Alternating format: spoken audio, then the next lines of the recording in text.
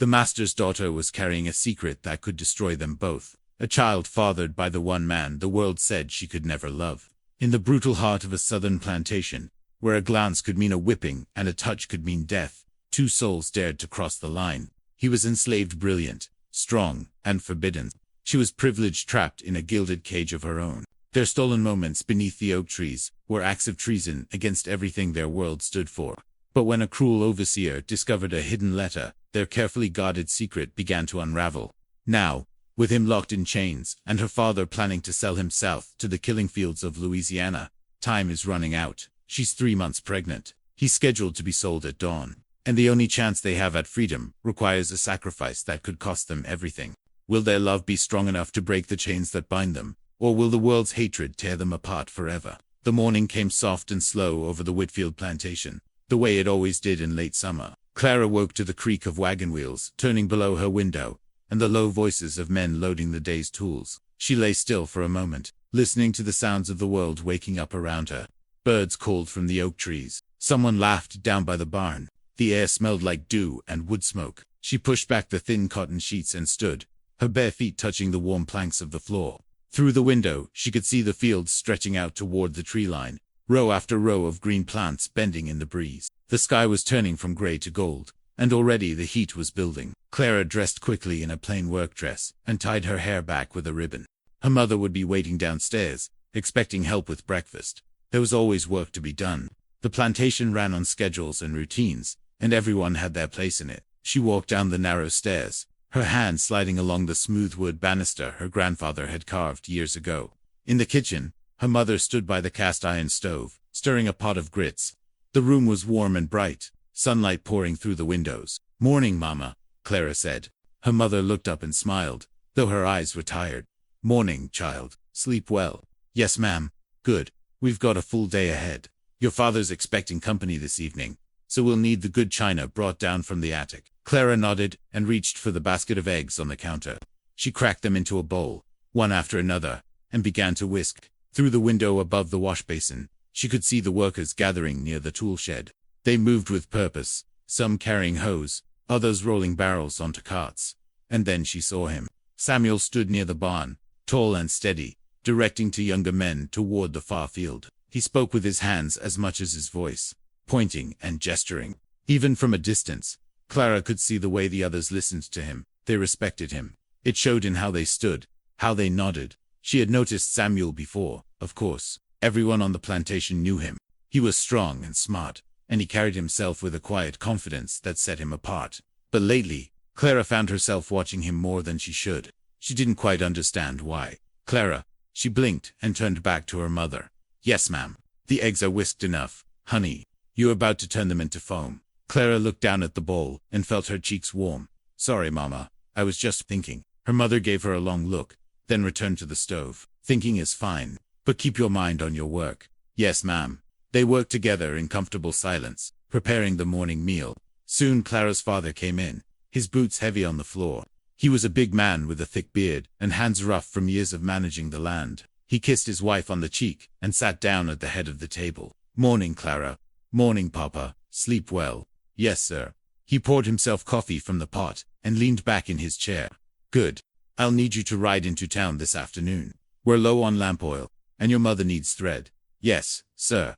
They ate together, the three of them, while outside the plantation came fully alive. Clara could hear the overseer's voice calling out instructions, the clang of metal on metal, the soft lowing of cattle being moved to pasture. It was the same every morning, predictable, safe, but something in Clara's chest felt tight, like a string pulled too hard. After breakfast, she helped her mother clear the dishes and then stepped outside into the sunshine. The heat hit her like a wave, thick and damp. She walked toward the garden behind the house, where her mother grew herbs for cooking and medicine. The plants needed watering, and Clara welcomed the chance to be alone with her thoughts. She knelt in the dirt and began pulling weeds from around the rosemary bushes. The smell was strong and sharp, and it cleared her head. She worked slowly, letting the rhythm of the task settle her mind. She didn't hear Samuel approach until he spoke. "Morning, Miss Clara." She looked up, startled. He stood at the edge of the garden, a toolbox in one hand. His shirt was damp with sweat, and dust clung to his boots. "Good morning," she said, trying to keep her voice steady. "Your father asked me to fix the gate back here." Hinge came loose. Oh, of course. He walked past her, to walk the small wooden gate at the far end of the garden. Clara kept her eyes on the plants, but her hands had stopped moving. She could hear him working the scrape of metal, the tap of a hammer. She tried to focus on the weeds, but her heart was beating too fast. After a few minutes, Samuel spoke again. You grow all these yourself? Clara looked up. My mother started the garden. I just helped tend it. He nodded, looking at the rows of basil and thyme. It's real nice. Peaceful, it is. Samuel crouched down to tighten a bolt on the gate. Clara watched him work, admiring the careful way he handled the tools. He didn't rush. Every movement had purpose. You read much, Miss Clara? He asked, not looking up. She blinked. I do. Why do you ask? Saw you carrying a book the other day. Looked thick. Clara felt a small smile tug at her lips. It's a novel, about a girl who travels to England. England, Samuel repeated, his voice thoughtful. Must be something. Seeing a place like that. I reckon it would be. He finished with the gate and stood, testing the hinge. It swung smoothly. There, that ought to hold. Thank you. He picked up the toolbox and turned to go, but then he paused. What's the book called? Jane Eyre. Jane Eyre, he said slowly, as if tasting the words. She happy, this Jane? Clara thought about it. Not always, but she's strong, and she doesn't give up. Samuel nodded, his eyes meeting hers for just a moment. Sounds like a good story. It is. He tipped his head in a polite nod and walked away, back toward the fields. Clara watched him go, her heart still racing. She looked down at her hands, covered in dirt, and realized she was smiling. The days passed slowly, as they always did in summer. Clara went about her chores, helping her mother with the cooking and sewing, riding into town for supplies, tending the garden. But she found herself thinking about Samuel more and more. She noticed him during the day, working in the fields or repairing fences. She noticed the way he moved, strong but careful. She noticed the way he spoke to the other workers, firm but kind. And she noticed the way he sometimes looked at her. It happened the next morning, after breakfast. Clara brought a basket of mending out to the porch to work in the cooler air. She sat in her mother's rocking chair and threaded a needle, squinting against the bright sunlight. Across the yard, Samuel was hammering new boards onto the side of the barn. The sound rang out clear and steady. Clara tried to focus on her sewing, but her eyes kept drifting toward him. After a while, Samuel set down his hammer and wiped his face with a rag. He walked toward the well to draw water, and as he passed the porch, their eyes met. He paused. She paused. For a long moment, neither of them spoke. Then Samuel nodded once, respectful and careful, and continued on his way. Clara watched him go, her needle still poised above the fabric in her lap. She felt something shift inside her, small but real. Something she couldn't name yet. Something that scared her. That evening, Clara sat by the window in her room, brushing out her hair. The sun had set, and the plantation was quiet except for the chirp of crickets and the distant hoot of an owl. She could see lantern light glowing in the windows of the slave quarters, warm little squares in the darkness. She wondered what Samuel was doing right now. Was he sitting by a fire? Was he talking with friends? Was he thinking about her? The thought made her heart beat faster. She set down the brush and pressed her forehead against the cool glass.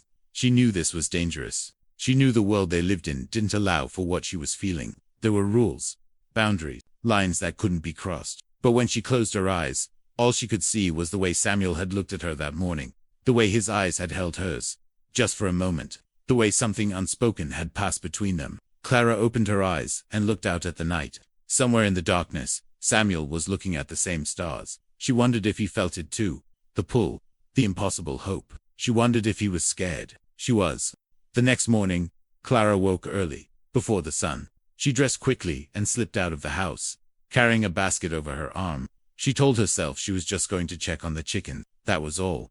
Nothing more. But when she reached the edge of the yard, she saw Samuel near the fence line, already at work. He was repairing a section that had been damaged by a storm the week before. His movements were smooth and practiced, every swing of the hammer hitting true. Clara hesitated. Then she walked toward him. Morning, she said softly. Samuel looked up, surprised. Morning, Miss Clara. You're up early. Couldn't sleep. He nodded, understanding in his eyes. I know the feeling. Clara set down her basket and knelt beside the fence, pretending to examine the wood. It's quiet this time of day. I like it. Me too. They worked in silence for a while. Samuel hammering and Clara running her hand along the fence boards. The air was cool and damp, and the sky was just starting to lighten at the edges. Can I ask you something? Clara said suddenly. Samuel paused. Yes, ma'am. Do you ever think about other places? Places far from here. He was quiet for a long moment. Then he said, "Every day." Clara's throat tightened. "What do you think about?"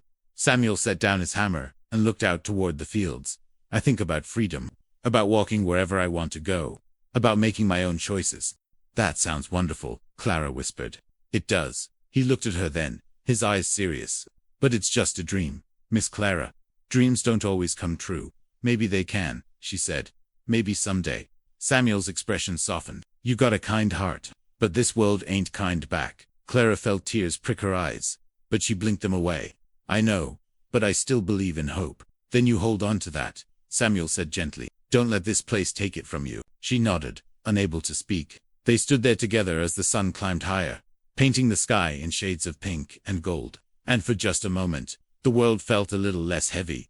But that moment didn't last. Clara heard footsteps behind her and turned to see Harlan, the overseer, walking toward them. He was a mean-looking man with small eyes and a permanent scowl. He carried a whip coiled at his belt, and his presence made the air feel colder. "What's going on here?" Harlan said, his voice sharp. Clara stood quickly. "Nothing. I was just checking the fence." Harlan's eyes moved from Clara to Samuel, then back again. "You got work to do inside, don't you, Miss Whitfield?" "Yes, sir." "Then I suggest you get to it." Clara's cheeks burned with shame and anger, but she nodded. She picked up her basket and walked back toward the house, her legs shaking. She didn't look back, but she could feel Harlan's eyes on her. When she reached the porch, she finally turned. Harlan was still standing by the fence, watching Samuel work, and the look on his face made Clara's stomach turn. She hurried inside and closed the door behind her, leaning against it. Her heart was racing, and her hands were trembling. She had been careless. She had let herself forget, just for a moment, the rules that governed their world. And now Harlan was suspicious. Clara pressed her hands to her face and tried to breathe. She had to be more careful. She had to protect Samuel, because if anyone found out what she was feeling, what was growing between them, the consequences would be terrible. But even as she thought it, she knew the truth. It was already too late to turn back. That night, Clara lay in bed and stared at the ceiling. She thought about Samuel's words. "This world ain't kind back." He was right. She knew he was right. But she also knew that some things were worth fighting for. Some things were worth the risk. She closed her eyes and made a silent promise. She would be careful. She would be smart. But she wouldn't give up. Not on hope. And not on Samuel. The days turned into a week, and Clara found small ways to see Samuel. She brought water to the workers in the fields, making sure to linger near where he was working. She walked past the tool shed when she knew he'd be there. She invented reasons to be outside when he was nearby. And slowly, carefully, they began to talk. Not long conversations, just a few words here and there. But each exchange felt precious. Each moment felt stolen. Samuel told her about the stars and how his mother had taught him their names. Clara told him about the books she read and the places she dreamed of visiting. They talked about small things, weather and animals, and the taste of fresh bread. But underneath it all, something deeper was growing, something neither of them dared to name. One afternoon, Clara found Samuel near the barn, mending a saddle. She approached slowly, glancing around to make sure no one was watching. "Can I ask you something else?" she said. Samuel looked up. "Of course. Do you ever feel like you're living two lives? One on the outside, where you do what's expected, and one on the inside, where you're someone different?" Samuel's hands stilled. He looked at her with an expression so full of understanding, it made her chest ache. "Every single day," he said quietly. Clara nodded, relief flooding through her. "Me too." They stood there in the shadow of the barn. Two people trapped in a world that didn't allow them to be honest.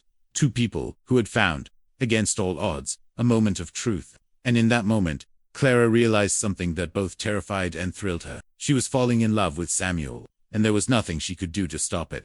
The realization came to Clara slowly at first, like dawn creeping over the fields.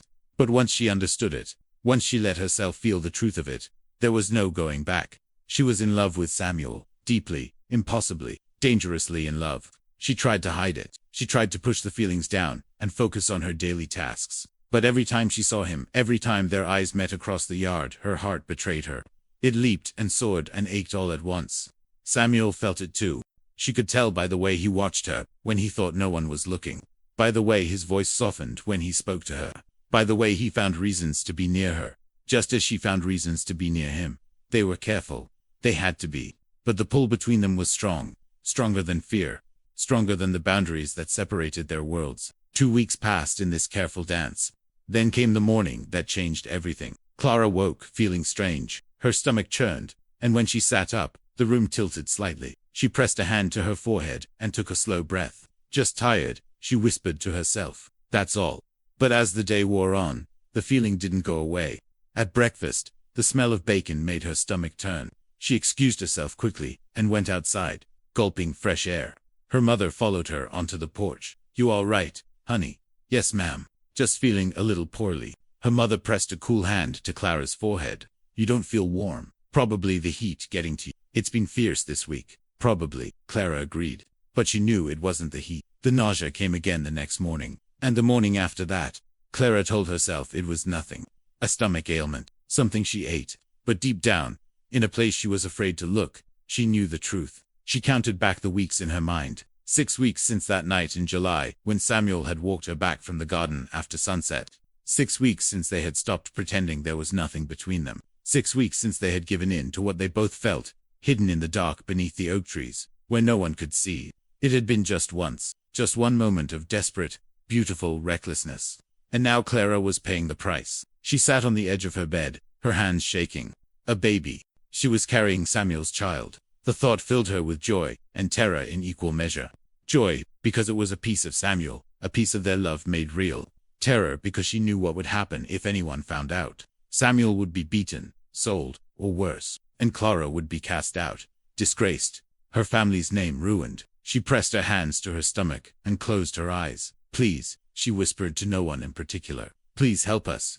For 2 more days, Clara tried to hide her condition. She forced herself to eat at meals, even though the food made her sick. She worked harder, trying to appear normal. But the exhaustion was overwhelming, and the nausea only got worse. Finally, she knew she needed help. Ms. Loretta was the plantation's midwife, a free black woman who had been born in Charleston and earned her freedom through years of labor. She lived in a small house on the edge of the property and tended to both the enslaved women and the white families in the area. She was skilled and discreet, and Clara trusted her. Clara waited until her mother went into town, then slipped away to Miss Loretta's house. She knocked softly on the door, her heart pounding. Miss Loretta opened the door and smiled. She was a round woman with kind eyes and gray hair twisted into a neat bun. Miss Clara, what brings you here, child? I need to speak with you, ma'am. Privately. Miss Loretta's smile faded. She stepped aside and let Clara in. The house was small but tidy, with herbs hanging from the rafters and jars of salves lining the shelves. Clara sat in a wooden chair by the fireplace, and Miss Loretta sat across from her. Tell me what's troubling you, Miss Loretta said gently. Clara's hands twisted in her lap. I think I might be with child. Miss Loretta was quiet for a moment. Then she nodded slowly. How long since your last monthly cycle? 7 weeks. And you've been feeling sick? Yes, ma'am. Every morning Miss Loretta stood and moved to a cabinet, pulling out a small vial. Drink this.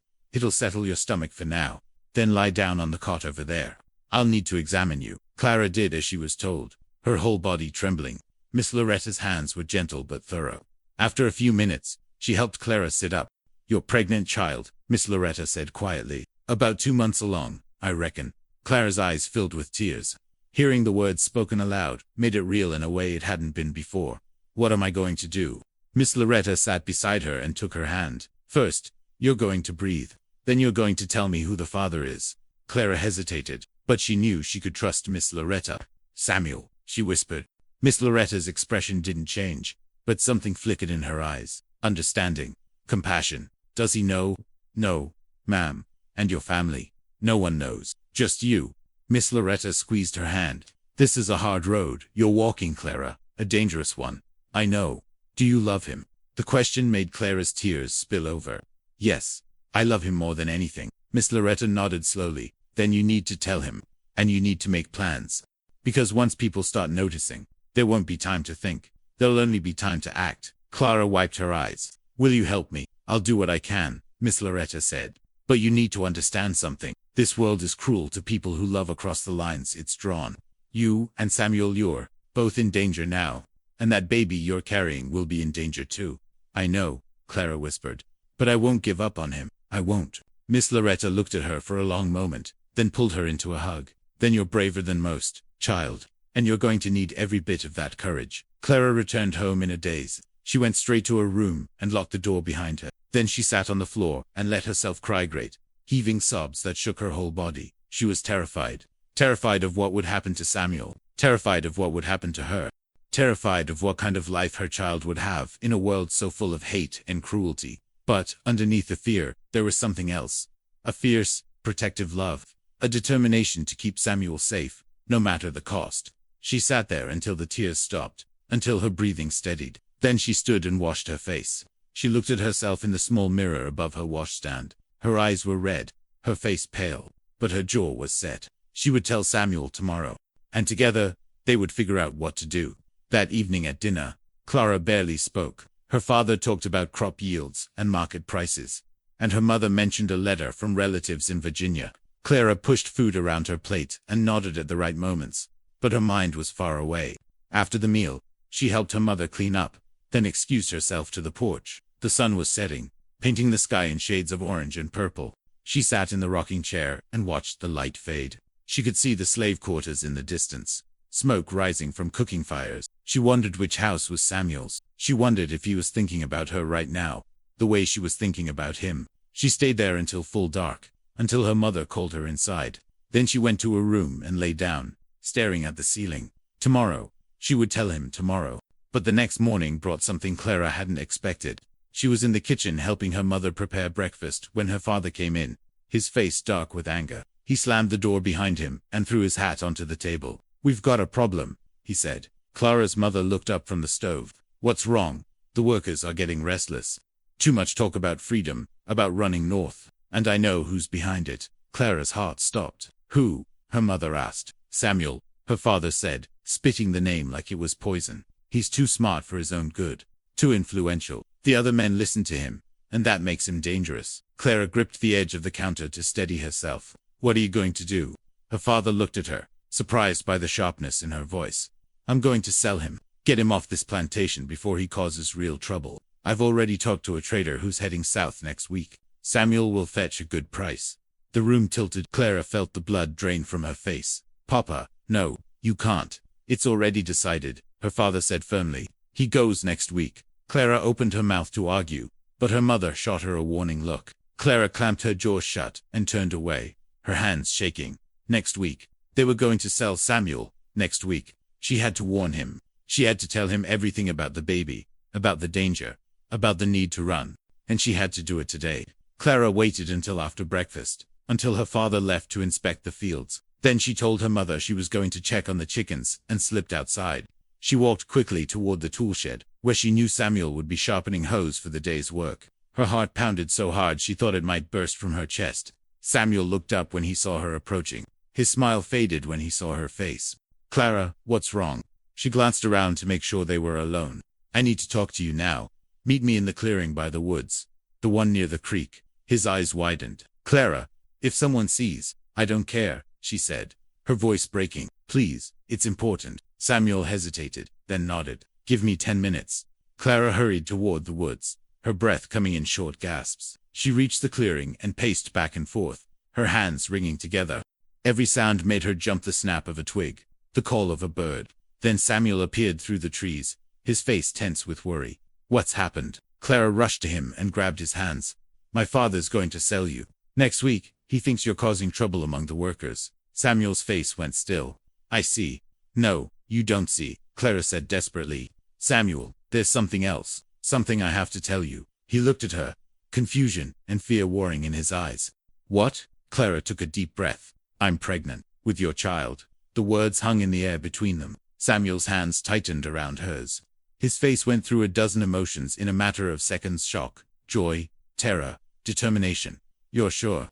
"Yes." Miss Loretta confirmed it. Samuel pulled her into his arms, holding her so tightly she could barely breathe. "Oh, Clara.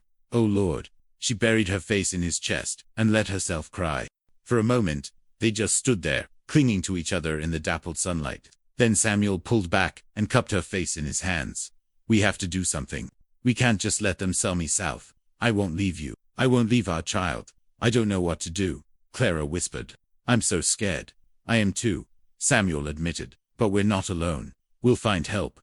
Samuel thought for a moment. "Aunt Miriam. She's lived on this plantation her whole life, and she knows people who help folks get north. If anyone can guide us, it's her." Clara nodded, hope flickering in her chest. All right, let's go to her. Not now, Samuel said. Too many eyes during the day. Tonight, after dark. Can you slip away? I'll find a way. Samuel kissed her forehead. We're going to get through this, I promise you. We're going to be free, and we're going to raise our child somewhere safe. Clara looked up at him, tears streaming down her face. I love you. I love you too, Samuel said. More than anything in this world. They held each other for one more moment. Then Samuel released her. Go back now, before someone notices you're gone. Clara nodded and forced herself to step away. She walked back toward the house, her legs shaking, but her heart a little lighter. They had a plan. It was dangerous and uncertain, but it was something. And right now, hope was all they had. That evening, Clara lay in bed fully clothed, waiting. Her mother had gone to sleep hours ago, and the house was quiet except for the creak of old wood settling. Clara listened to the clock in the hall chime midnight. Then she slipped out of bed, grabbed her shawl, and tiptoed down the stairs. She moved through the darkened house like a ghost, careful to avoid the floorboards she knew would creak. She unlocked the back door and stepped out into the night. The air was cool and filled with the sound of crickets. Clara pulled her shawl tight and hurried across the yard toward the slave quarters. She saw a lantern burning in one of the cabins Aunt Miriam's. Samuel was waiting outside. When he saw her, he took her hand and led her to the door. He knocked softly, 3 times. The door opened, and Aunt Miriam stood there, her face lined with age and wisdom. She looked at Clara, then at Samuel, and nodded slowly. Come in, children, quickly. They stepped inside, and Aunt Miriam closed the door behind them. Aunt Miriam's cabin was small and warm, lit by a single oil lamp that cast dancing shadows on the walls. The air smelled of wood smoke and dried herbs hanging from the rafters. A worn quilt covered the narrow bed in the corner, and a kettle hung over the embers in the fireplace. Miriam gestured for them to sit at the rough-hewn table. She moved slowly, her joints stiff with age, but her eyes were sharp and clear. She had been on the Whitfield plantation longer than anyone could remember, had seen 3 generations of the family come and go. If anyone understood the dangers they faced, it was her. Tell me everything, she said, settling into her chair with a soft grunt. Samuel and Clara exchanged a glance. Then Clara spoke, her voice barely above a whisper. She told Miriam about the pregnancy, about her father's plan to sell Samuel, about their desperate need for help. Samuel held her hand the whole time, his thumb tracing gentle circles on her palm. When Clara finished, Miriam was quiet for a long moment. She stared into the dying fire, her weathered face unreadable. Finally, she looked at them both. You understand what you're asking, she said.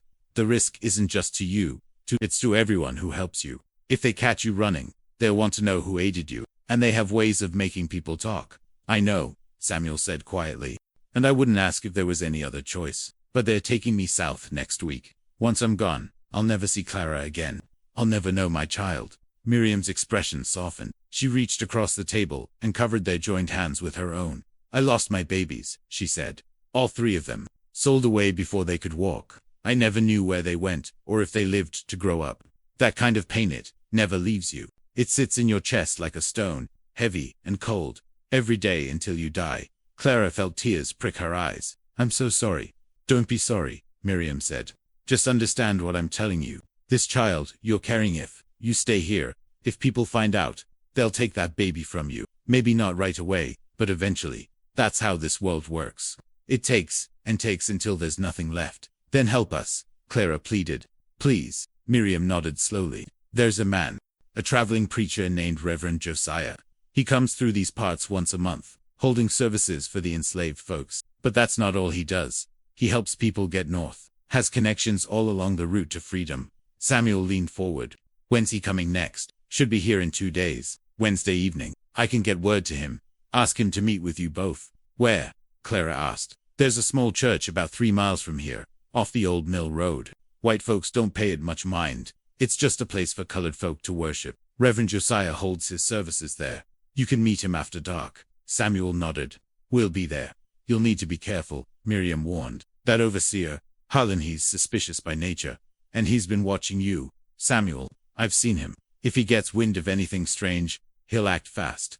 We'll be careful, Samuel promised. Miriam stood and moved to a small trunk in the corner. She rummaged through it and pulled out a worn shawl and a hat. Clara, you'll need to cover yourself. Can't have anyone recognizing you on the road. And Samuel, you keep your head down. If anyone asks, you're running an errand for me. Clara took the shawl and clutched it to her chest. Thank you, Aunt Miriam. I don't know how to repay you. You repay me by living, Miriam said firmly, by getting free and raising that child in a place where they can't be bought or sold. That's all the payment I need. They stayed a few minutes longer, making plans. Then Samuel walked Clara back through the darkness to the edge of the yard.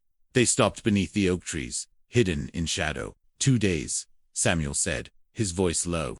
We can do this. Clara nodded, though fear churned in her stomach. What if something goes wrong? Then we'll figure it out. Together. Samuel cupped her face in his hands. I meant what I said earlier. I'm not leaving you. Whatever happens, we face it side by side. She kissed him then, quick and desperate, pouring all her fear and love and hope into that one moment. Then she pulled away and hurried back to the house, not daring to look back.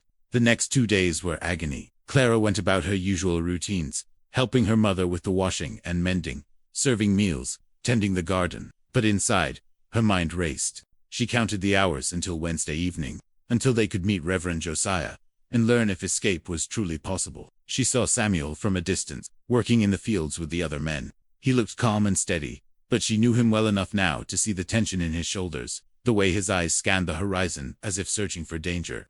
And Harlan watched. Clara caught him staring at her twice, once when she brought water to the workers, and again when she walked past the barn. His eyes were cold and calculating, and each time their gazes met, a chill ran down her spine. On Tuesday evening, Clara's mother noticed her distraction. You've been quiet lately, her mother said, as they sat on the porch shelling peas. Something troubling you? Clara forced a smile. No, ma'am, just tired, I reckon. Her mother gave her a long look. You're sure? You haven't seemed yourself. I'm fine, Mama, really. But her mother didn't look convinced. She set down her bowl and reached over to touch Clara's forehead. You feel all right? You're not coming down with something? No, ma'am. I'm fine. Her mother studied her for another moment, then nodded and returned to her work. But Clara could feel the weight of her concern, and it made the guilt heavier. She hated lying to her mother, hated knowing that when the truth came out, it would break her heart. But there was no other way. Clara had to protect Samuel. She had to protect their child, even if it meant losing everything else. Wednesday arrived hot and humid, the kind of day where the air felt thick enough to swim through. Clara woke before dawn, her stomach in knots. She forced herself to eat breakfast, to smile and nod at her parents' conversation, to act normal. Her father announced he was riding into town to meet with a cotton buyer. Her mother decided to visit a sick neighbor and would be gone most of the afternoon. Clara saw her opportunity. Can I come with you, Mama? She asked. Her mother looked surprised. I suppose so, but it'll be dull, just sitting with Mrs. Patterson while she rests. That's all right. I don't mind. They rode together in the wagon, Clara gripping the seat as they bumped along the dirt road. Her mother talked about Mrs. Patterson's illness and the remedies she planned to bring. Clara nodded and made small sounds of agreement, but her mind was elsewhere. When they reached Mrs. Patterson's house, Clara helped her mother carry in the basket of food and medicine. Then she excused herself to walk in the garden while the women visited. But instead of staying in the garden, Clara slipped around the side of the house and started walking. She pulled Aunt Miriam's shawl over her head and kept her eyes down, moving quickly along the road. 3 miles to the church. She could make it before dark if she hurried. The afternoon sun beat down on her, and sweat soaked through her dress. Her feet ached in her thin shoes, but she didn't stop. She thought about Samuel, about the baby growing inside her, about the future they were fighting for. And she kept walking. The church appeared just as the sun was sinking toward the horizon, painting the sky in shades of gold and crimson. It was a small building, barely more than a shed, with rough timber walls and a crooked cross nailed above the door. But to Clara, it looked like salvation. Samuel was already there, waiting in the shadow of a massive oak tree. When he saw her, relief flooded his face. He rushed forward and caught her in his arms. Thank God, he breathed. I was worried you wouldn't make it. I'm here, she said, holding him tight. I'm here. They stayed like that for a moment, drawing strength from each other. Then a voice spoke from behind them. You must be Clara and Samuel. They turned to see a man standing in the church doorway. He was tall and lean, with silver hair and kind eyes that seemed to see right through to the soul. He wore a simple black coat and carried a worn Bible under one arm. Reverend Josiah? Samuel asked. The man nodded. Come inside. We shouldn't talk out in the open. They followed him into the church. It was dim and cool inside, with rough wooden benches and a simple altar at the front. The Reverend lit a candle and set it on a small table, then gestured for them to sit. Aunt Miriam told me about your situation, he said, his voice gentle. I want you to know that what you're feeling, the love between you, it's not wrong. God doesn't see color when he looks at a heart. He only sees love. Clara felt tears well up. She hadn't realized how much she needed to hear those words. But I won't lie to you, the Reverend continued. The road ahead is dangerous. The journey north is long, and there are people who make their living hunting down runaways. Even if you make it to free territory, starting a new life won't be easy. We understand, Samuel said. But staying here isn't an option. They're selling me south next week. The Reverend nodded slowly. Then we'll need to move quickly. I have contacts along the underground route, safe houses, people willing to help. But Samuel will need to leave soon. Within days. Clara's heart clenched. What about me? The Reverend looked at her with sympathy. You can't travel with him, child. A white woman and a black man on the road together, you would be caught within a day. It would put you both at risk. Then what do I do? Clara asked, her voice breaking. You stay here for now. Have the baby. Then, when it's safe, when the search for Samuel has died down, we'll find a way to get you north too. No, Clara said immediately. I can't be separated from him. Not for months. Not while I'm carrying his child. Samuel took her hand. Clara, no, she said again, more firmly. There has to be another way. The Reverend sighed. I understand how you feel. But sometimes love means making hard choices. Sometimes it means letting go for a time, so you can be together forever. Clara shook her head, tears streaming down her face. But deep down, she knew he was right. Traveling together would be suicide. They had to think about the baby now, about giving their child a chance at life. How long? She whispered. How long until I can follow him? 6 months. Maybe a year. Long enough for things to settle, for people to stop looking. A year. A whole year without Samuel. The thought was unbearable. But what choice did they have? Samuel squeezed her hand. We'll make it work. We'll find a way. The Reverend pulled a piece of paper from his coat pocket. I'm arranging for Samuel to leave on Saturday night. There's a farmer about 20 miles north who'll hide him in his barn for a few days. From there, we'll move him along the route, house by house, until he reaches Canada. Canada, Samuel repeated, the word strange on his tongue. It's the safest place, the Reverend said. British law protects fugitives there. Once you cross the border, you'll be truly free. Samuel nodded slowly, absorbing the information. Then he looked at Clara. And you promise you'll bring her to me, when it's time? I promise, the Reverend said. But Clara, you'll need to be patient, and you'll need to be strong. Can you do that? Clara looked at Samuel, at the man she loved more than her own life. She thought about their child, about the future they deserved, and she knew what she had to do. Yes, she said. I can. They spent another hour with the Reverend, going over the details of the escape plan. Samuel would slip away from the quarters after midnight on Saturday. He'd meet a guide at the old mill, then travel by wagon under cover of darkness. The Reverend gave him a small pouch with money and a forged travel pass, in case they were stopped. When it was time to leave, Clara and Samuel stepped outside together. The night was fully dark now, the stars brilliant overhead. They stood close, neither wanting to let go. 3 more days, Samuel said. Then I'll be gone. Clara pressed her face against his chest, breathing in his scent, earth and sweat, and something uniquely him. I don't know how to say goodbye to you. Then don't. This isn't goodbye, it's just, see you later. She laughed through her tears. See you later. Samuel tilted her chin up and kissed her, slow and tender. I'm going to work every day to build us a home. Somewhere safe. Somewhere our child can grow up free. I know you will. And when you come north, I'll be waiting. I don't care if it takes a year or 5 years. I'll wait for you. I'll come, Clara promised. No matter what it takes, I'll find you. They held each other until the Reverend came out and quietly reminded them it was time to go. Samuel kissed Clara one more time, then stepped back. I love you, he said. I love you too. Clara watched him disappear into the darkness, heading back toward the plantation. Then she started the long walk back to Mrs. Patterson's house, her heart breaking with every step. But when Clara arrived back at Mrs. Patterson's house, her mother was waiting outside, her face pale with worry. Where have you been? She demanded. I've been looking everywhere for you. Clara's mind raced. I'm sorry, Mama. I got lost walking in the woods. I didn't mean to worry you. Her mother grabbed her by the shoulders. You were gone for hours, Clara. Hours. What were you really doing? Nothing, Mama, I promise. I just got turned around, and don't lie to me, her mother said, her voice sharp. I know when my own daughter is lying. Clara's throat tightened. She couldn't tell the truth. Not yet. Not when everything was so close to working out. I'm sorry, she said again. Please, Mama. Can we just go home? Her mother stared at her for a long moment, searching her face. Then she sighed and released her. Get in the wagon. We'll talk about this later. They rode home in tense silence. Clara stared at her hands, her mind spinning. Her mother suspected something, and if she kept asking questions, the truth would come out. 3 more days. She just had to keep everything together for 3 more days. Then Samuel would be safe, and Clara could endure whatever came after. But fate, it seemed, had other plans. The next morning, Clara woke to the sound of shouting. She rushed to her window and saw her father storming across the yard, toward the slave quarters, Harlan close behind him. Her blood turned to ice. She threw on her dress and ran downstairs. Her mother was in the kitchen, her face troubled. "What's happening?" Clara asked. "Your father found something. A letter, I think. In your room." Clara's heart stopped. "What?" "He went looking for something this morning, and found a letter. Hidden under your mattress." "No, no, no." Clara had written Samuel a note 2 days ago, telling him how much she loved him, how brave she thought he was.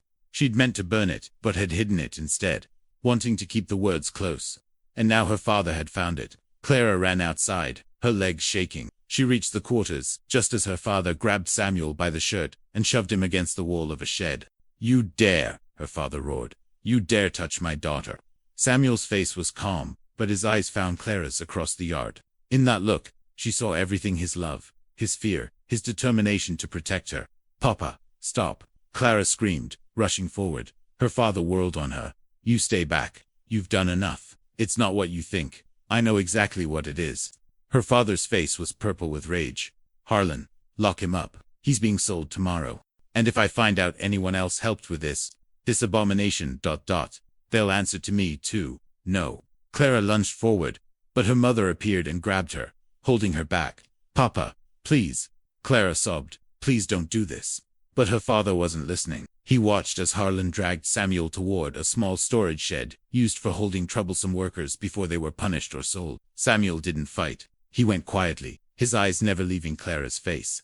The door slammed shut, a padlock clicked into place, and Clara's world shattered. Clara collapsed to her knees in the dirt, her body shaking with sobs. Her mother tried to pull her up, but Clara fought against her, reaching toward the locked shed, as if she could somehow break through the walls with sheer will alone. "Clara, stop this!" her mother hissed. "You're making a scene." "I don't care." Clara screamed. "Let me go." Her father stormed over and grabbed her by the arm, yanking her to her feet. His grip was iron tight, and his face was twisted with fury and shame. "Get her inside now." Her mother and father half dragged, half carried Clara back to the house. She fought them every step, crying Samuel's name until her voice went hoarse. They took her up to her room and locked the door from the outside. Clara threw herself at the door, pounding with her fists. "Please, please let me out. Papa, please." But no one answered. She sank to the floor, her whole body trembling. The baby. She pressed her hands to her stomach, terrified that the stress would harm the child. Samuel's child. Their child. "Please be all right," she whispered. "Please." Hours passed. Clara lay on the floor, exhausted and numb. Through the window, she could see the sun climbing higher, marking the passage of time. Every minute that ticked by was 1 minute closer to Samuel being taken away forever. She had to do something. But what? Evening came, and with it, her mother. The door unlocked, and her mother stepped inside, carrying a tray of food. Her face was drawn and pale, and her eyes were red from crying. "Mama," Clara started. "Don't," her mother said quietly. She set the tray on the bedside table, and sat down on the edge of the bed. For a long moment, she just stared at her hands. Then she looked at Clara, and her voice was barely a whisper. "Is it true? Are you with child?" Clara's breath caught. There was no point in lying now. "Yes." Her mother closed her eyes, a single tear sliding down her cheek. "Oh, Clara, what have you done?" "I fell in love, Mama. That's all. I just fell in love with a slave," her mother said, and the pain in her voice was like a knife. "Do you understand what this means? The scandal, the shame will be ruined. Your father will lose everything: his reputation, his standing in the community, and you, She shook her head. "You'll be cast out. No decent man will ever marry you." "I don't want a decent man," Clara said fiercely. "I want Samuel, and our baby. That's all I want." Her mother stood abruptly and walked to the window, her back rigid. "Your father is sending you away. Tomorrow. To his sister in North Carolina. You'll stay there until the baby comes. Then we'll decide what to do. And Samuel." Her mother didn't turn around. "He's being sold at first light. To a trader heading to Louisiana." Louisiana. One of the deepest, cruelest parts of the South, where enslaved people were worked to death in the cane fields, where life was measured in years, not decades. Clara felt something break inside her. "Mama, Please, you can't let Papa do this. Samuel is a good man. He's kind and smart, and he's a slave, Clara. Her mother whirled around, her composure cracking. Don't you understand? In the eyes of the law, in the eyes of God, this is wrong. What you've done, it's unnatural. Love isn't unnatural, Clara said, tears streaming down her face. Love is the most natural thing in the world. Her mother stared at her for a long moment, her expression a mixture of grief and disbelief. Then she walked to the door. Eat your supper, and pray for forgiveness. Because you're going to need it. The door closed. The lock clicked. Clara was alone again. She didn't eat. She couldn't. Instead, she sat by the window and stared out at the darkening plantation. Somewhere out there, Samuel was locked in that shed, waiting for a fate he didn't deserve. And Clara was powerless to stop it. Or was she? She thought about Aunt Miriam, about Reverend Josiah, about the plan they'd made. Samuel was supposed to escape Saturday night 2 days from now, but they'd moved up the timeline. He was being sold tomorrow at dawn, unless someone helped him escape tonight. Clara's mind raced. She couldn't do it alone. She was locked in her room, watched constantly, but maybe someone else could. Maybe there were allies she didn't know about, people who believed in freedom, in love, in justice. She had to get a message to Miriam. Clara looked around her room, searching for anything she could use. Her eyes landed on a hair ribbon lying on her dresser. She grabbed it, and a small stub of pencil from her writing desk. Working quickly in the fading light, she wrote a message on the inside of the ribbon, in tiny letters. Help Samuel. Tonight, shed. Please. Then she opened her window as quietly as she could, and looked down. Her room was on the second floor, but there was a trellis covered in ivy running up the side of the house. If she could climb down, no. She couldn't risk it, not with the baby. One fall could end everything, but she could throw the ribbon. She waited until full dark, until she saw a figure moving near the quarters, a young girl, carrying a water bucket. Clara recognized her as Dinah, one of the workers who sometimes helped in the kitchen. Dinah, Clara called softly. The girl looked up, startled. Please, Clara whispered. Come here, quietly. Dinah hesitated, then set down her bucket, and crept closer to the house. She stood beneath Clara's window, her face barely visible in the moonlight. Miss Clara, she whispered. I need your help. Clara dropped the ribbon. It fluttered down, and Dinah caught it. Take that to Aunt Miriam. Tell her it's urgent. Can you do that? Dinah looked at the ribbon, then up at Clara.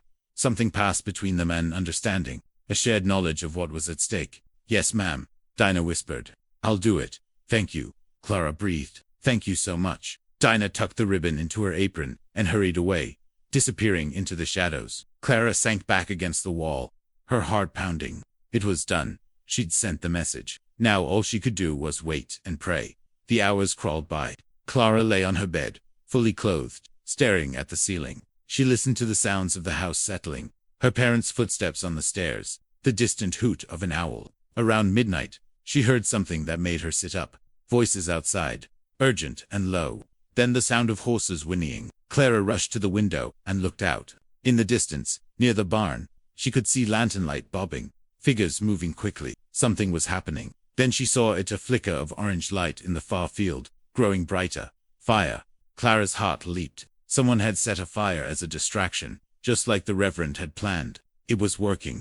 She could see workers running toward the flames, her father's voice shouting orders, chaos spreading across the plantation. And in the confusion, she saw other figures moving in the opposite direction, toward the shed where Samuel was held. Clara pressed her face against the window, her breath fogging the glass. Please, she whispered, please let this work. Minutes passed that felt like hours. The fire was being contained, wasn't large enough to cause real damage, just enough to draw attention away. Smart, controlled. Then Clara saw him, a figure running low and fast, heading toward the woods. Even in the darkness, she knew that silhouette. Samuel. He was free. Relief flooded through her so powerfully that her knees buckled. She gripped the windowsill to steady herself, tears of joy streaming down her face. He was running. He was going to make it. Go, she whispered. Go, my love. Run, and don't look back. Samuel reached the tree line and disappeared into the forest. And Clara knew, somehow knew, that he had looked back at the house one last time, that he had sent her a silent goodbye, a promise to find each other again. The next morning, the plantation was in an uproar. Samuel's escape had been discovered at first light, and her father was livid. He gathered the overseer and several men to form a search party. But Clara knew they wouldn't find him. By now, Samuel would be miles away, hidden in a safe house, beginning his long journey north. Clara's door remained locked, Her mother brought her breakfast, her face drawn and tired. "Your father is beside himself," her mother said quietly. "The fire, the escape, he thinks it was all planned, that there are abolitionists working on this plantation." Clara said nothing, but her heart sang. Let him think that. Let him rage. Samuel was free. That was all that mattered. "The wagon comes for you this afternoon," her mother continued. "Uncle Thomas will meet you in Raleigh. You'll stay with Aunt Constance until after." "What happens to my baby?" Clara asked, her voice steady. Her mother looked away. "We'll cross that bridge when we come to it." "No." Clara stood, her hands protective over her stomach. "I need to know now, Mama. What are you planning to do with my child?" Her mother's composure cracked. "Clara, please, don't make this harder than it already is. Tell me." Her mother closed her eyes. "Your father wants the child given to a family, quietly, where no one will know its origins." "You mean because the father is black?" Clara said, her voice hard.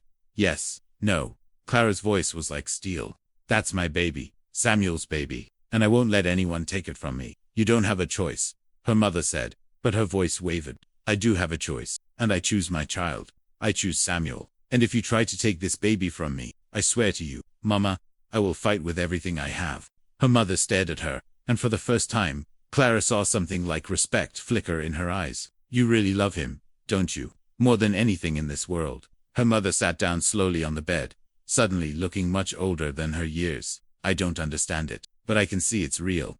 They sat in silence for a long moment. Then her mother spoke again, so quietly Clara almost didn't hear.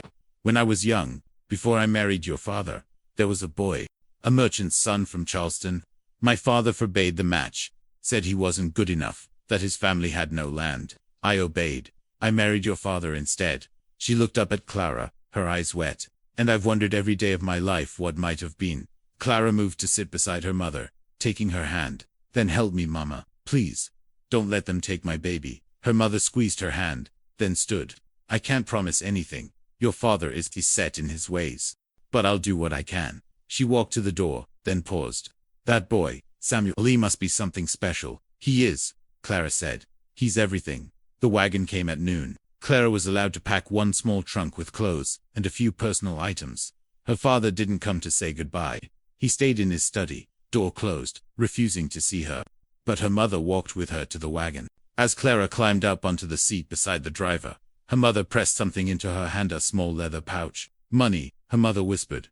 "Not much, but enough. Hide it. And when the time comes, when you need to go to him, use it." Clara stared at her mother in shock. "Mama." Her mother's eyes were bright with tears, but her voice was firm. "Every woman deserves a chance at love, even if the world says otherwise." She stepped back. "Be safe, daughter. And be strong." The wagon lurched forward. Clara looked back at her mother standing in the yard, growing smaller and smaller. Then the plantation disappeared around a bend in the road, and Clara faced forward, toward an uncertain future, toward separation and hardship, but also toward hope. Because somewhere out there, Samuel was running toward freedom. And one day, when the time was right, Clara would follow. The weeks at Aunt Constance's house passed slowly. The woman was kind but stern, treating Clara's condition with a mixture of sympathy and disapproval. She asked no questions about the father, and Clara volunteered nothing. Clara spent her days reading, sewing, and walking in the small garden behind the house. Her body changed, her belly growing round with life. And every night, she whispered to the baby, telling it about Samuel, about his strength and his kindness, about the life they would build together one day. 3 weeks after Clara arrived, a letter came, not addressed to her, but to Aunt Constance. Clara watched her aunt read it, saw her eyebrows rise, saw her glance at Clara with surprise. "What is it?" Clara asked. Aunt Constance handed her the letter. "It's from Miriam. Someone called Miriam. Do you know who that is?" Clara's hands shook as she took the letter. The handwriting was careful and neat, clearly written by someone who had taught themselves to read and write, despite the laws against it. "Miss Clara, your friend has reached the promised land safely. He sends word that he is well and working hard to build a home. He thinks of you every day and waits with hope for the day you can be reunited. He wants you to know that love endures, even across distance, even across time. There is more, but it cannot be written in a letter. When you are ready, when it is safe, send word. There are many hands willing to help you on your journey. May God keep you and the little one safe." A friend. Clara clutched the letter to her chest, tears streaming down her face. He'd made it. Samuel had made it to freedom. "What does it mean?"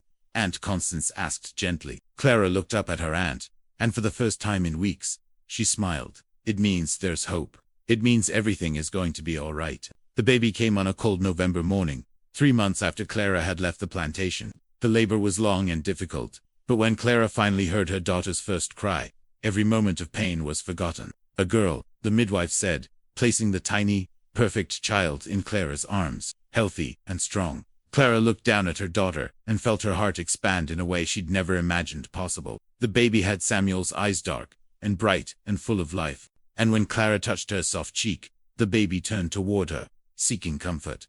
"Hello, little one," Clara whispered. "I'm your mama.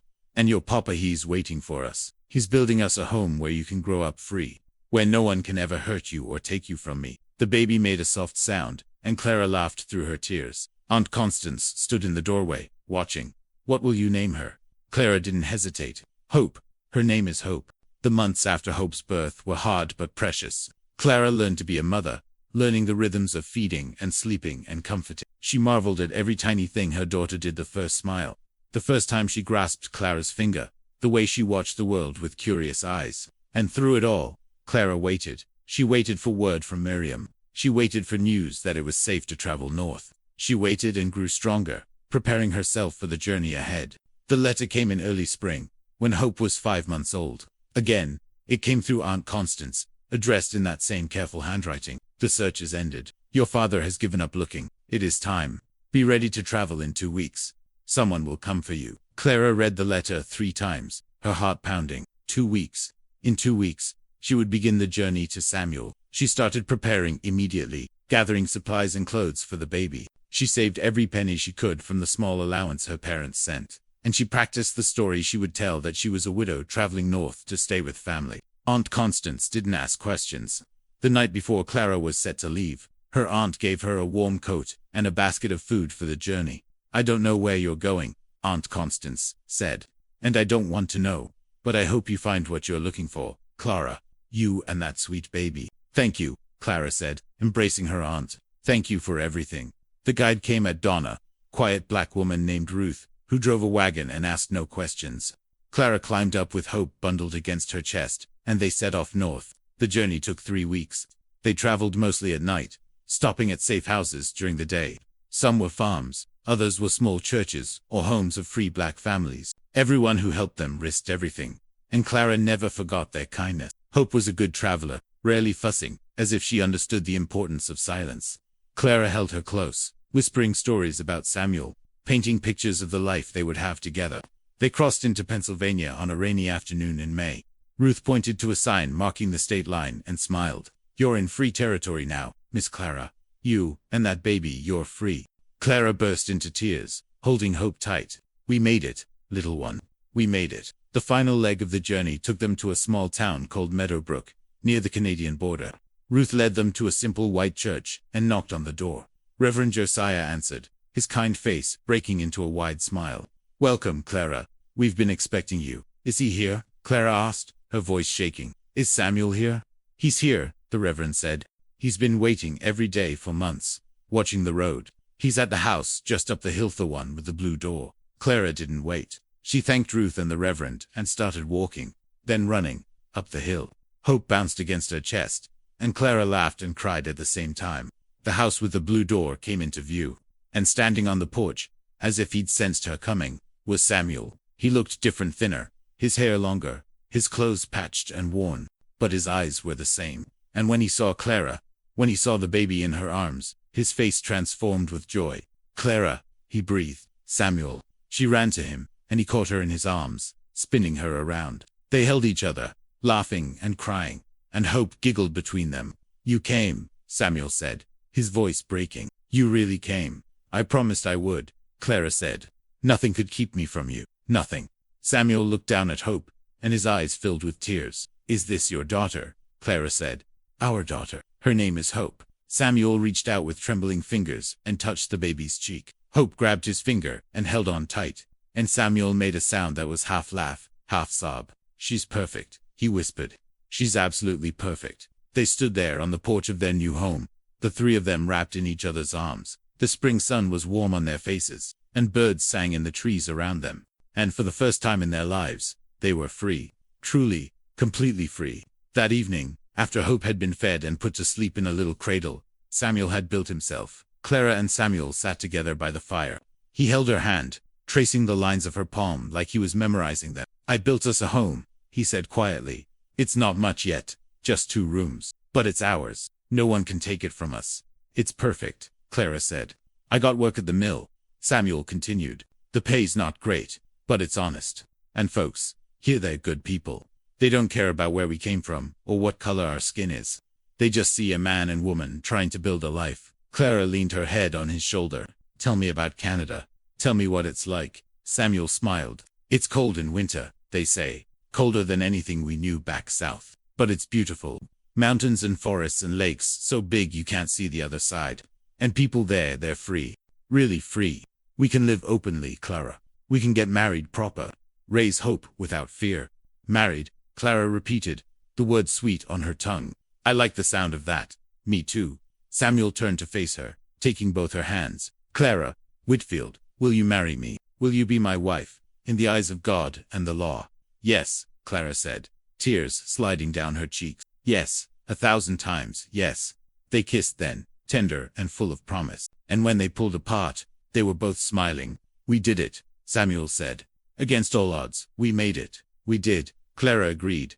"And now we get to live. Really live." They were married a week later, in Reverend Josiah's church, with Ruth and a few other members of the community as witnesses. Clara wore a simple dress, and Samuel wore a suit he'd bought with his wages. Hope slept peacefully in Aunt Ruth's arms during the ceremony. When the Reverend pronounced them husband and wife, the small congregation erupted in cheers. And when Samuel kissed Clara, she felt something settle deep in her soul, a sense of rightness, of home. That night, in their little house with the blue door, Samuel and Clara lay together with Hope between them. The baby slept peacefully, her tiny fists curled against her chest. "I used to think love wasn't enough," Clara said softly. "That the world was too cruel, too hard. That 2 people couldn't stand against all that hate. And now?" Samuel asked. Clara looked at him, at their daughter, at the home they'd built together. "Now I know love is everything. It's what gives us courage to fight. It's what makes us human. And it's what will carry us through whatever comes next." Samuel kissed her forehead. "We've got a long road ahead. Building a new life won't be easy, I know. But we'll do it together. The 3 of us." "The 3 of us," Samuel echoed. He looked down at Hope, his expression full of wonder. She'd grow up free, Clara. She'd never know what it means to be owned. She'd be able to choose her own path, follow her own dreams. "Because of you," Clara said. "Because you were brave enough to run, to fight for freedom." "Because of us," Samuel corrected. "You risked everything too. You gave up your family, your home, everything you knew." "And I'd do it again in a heartbeat," Clara said. "You and Hope, you're my family now. You're my home." They lay there in comfortable silence, listening to the sound of Hope's soft breathing. Outside, the wind rustled through the trees, carrying the promise of summer. And inside their little house with the blue door, 3 hearts beat as one, connected by love, strengthened by struggle, and filled with hope for the future. Years would pass. Hope would grow into a bright, curious child who loved to read and ask questions. Samuel would work his way up at the mill, earning respect and a decent living. Clara would start a small school, teaching children of all colors to read and write. They would face hardships, cold winters, lean years, the occasional prejudice, even in free territory. But they would face it together, drawing strength from their love and their shared history. And on quiet evenings, when Hope was older, they would tell her the story of how they came to be. The story of a plantation in the South, of a love that defied the cruelest laws, of 2 people who refused to let hate win. They would tell her about the helpers, Aunt Miriam and Miss Loretta, Reverend Josiah and Ruth, Clara's mother, who gave her daughter money for freedom. They would teach Hope that change happens because ordinary people choose to be brave. And Hope would grow up knowing that she came from courage, that her very existence was an act of resistance, a declaration that love is stronger than hate, that freedom is worth any price. She would carry that knowledge with her all her life. And one day, she would pass it on to her own children, keeping the story alive for generations to come. But all of that was still to come. On this spring night, with the moon rising over their new home, Samuel and Clara simply held each other and their daughter close.